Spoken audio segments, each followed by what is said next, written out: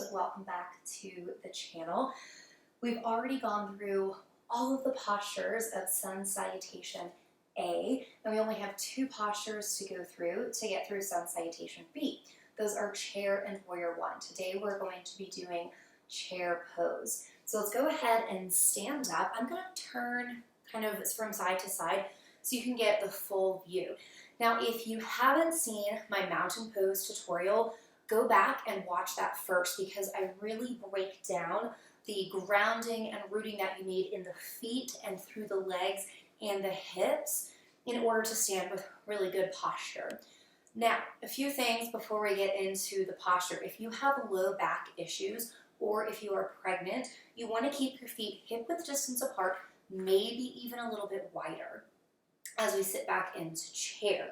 So for instance, if my feet are right here and I sit back into chair, my hips are in line with my knees, are in line with my ankles, and my knees are not going past my toes. And then we stand up. If you do not have low back issues, bring your feet together, and then there's a slight space between your heels. Then when you sit back into chair, you're zipping everything up, so you're actively engaging here through the legs. From the side, it will look like this. Again, my knees are not going past my toes. So I guess let's go ahead and start with some of the what not to do for this posture. So if your feet are wide, don't do this. There is a posture in Hop 24 or 21 or whatever. I personally don't like it. I don't think it's good for your knees and for your hips. Don't do it. I also don't want to see this. Your knees should be tracking in line with your ankles. So everything is in a kinetic chain, everything is stacking on top of each other, and you want to keep it that way to protect your joints and to prevent injury. So don't do this, keep it in line. Same thing if you're here, don't do this, and just zip everything up here. Now with the back.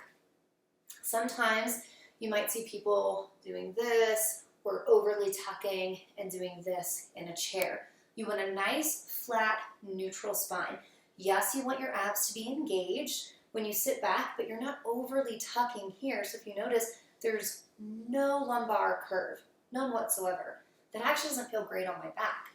Neither am I doing this to lift my heart because that is a sway back and that's overarching. Rather, bring the pelvis to a neutral position.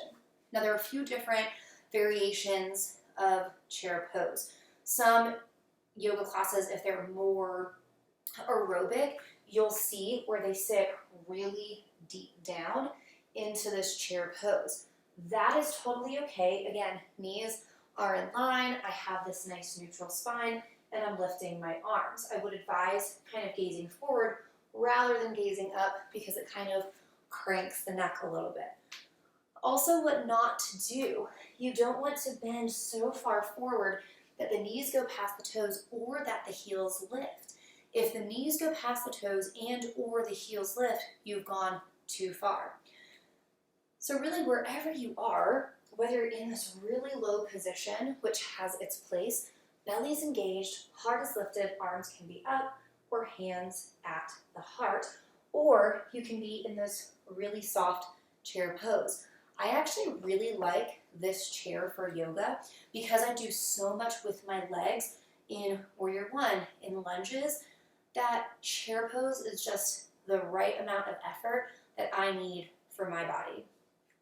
So we worked on the legs. Let's say feet together, sit back, bending into the chair, arms are up, or hands to the prayer, or feet are hip-width distance.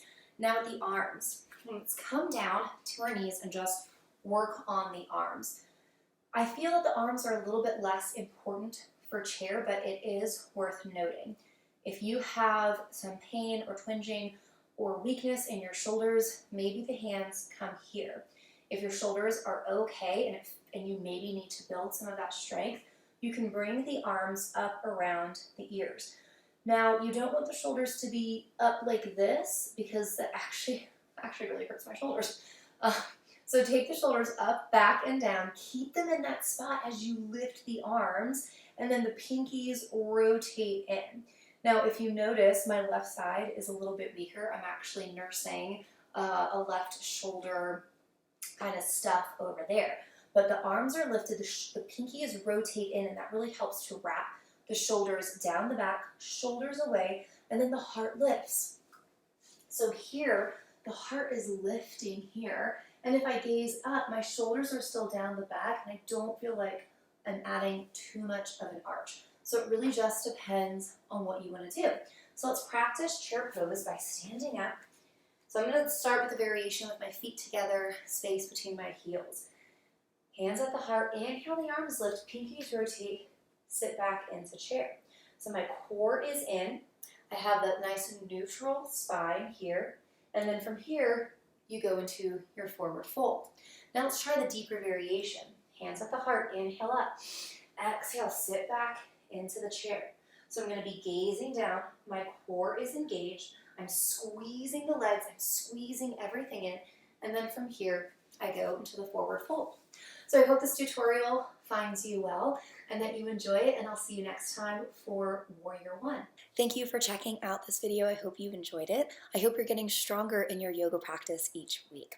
Like this video and subscribe for weekly yoga videos, and comment down below on videos that you would like to see in the future. And if you're looking to deepen your practice, you need help with nutrition coaching, or even strength and conditioning, check out my website at michellehinsonharris.com. The link will be down below for all of my coaching packages. And if you're also looking for exclusive content sent to your inbox each week, such as blog posts, recipes, breakdown of certain yoga postures, then subscribe to my email list at the website as well, michellehinsonharris.com. Again, thank you so much, and namaste.